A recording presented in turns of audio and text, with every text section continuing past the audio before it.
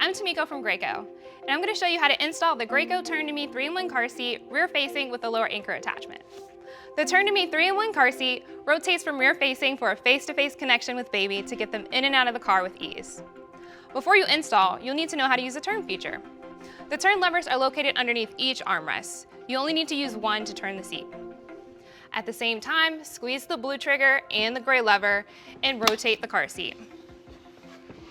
You'll hear a click, which means that the seat is secured in position. Make sure your tether strap is properly stored at one of the storage locations. It can be at the back of the seat or on the side like it is here. Next, rotate the car seat to the rear facing position. Make sure the arrow is pointing to the blue label to indicate rear facing. Next, take out your lower anchor attachments from the storage position. When you close the door, make sure the leash is on the outside.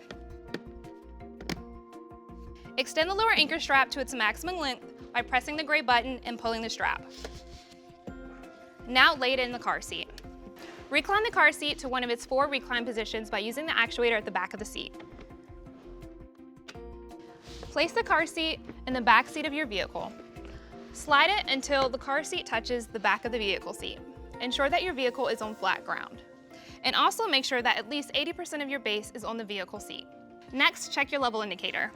The bubble should fall within the blue range for rear facing. If not, adjust your recline by using the actuator at the back of the seat. Remove the infant body support.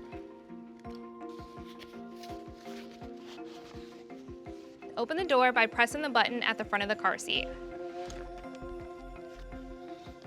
Open the snug lock lock-off by using the gray lever.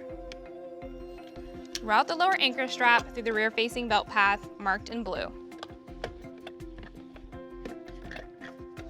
Attach the lower anchor connectors to the lower anchors in your vehicle.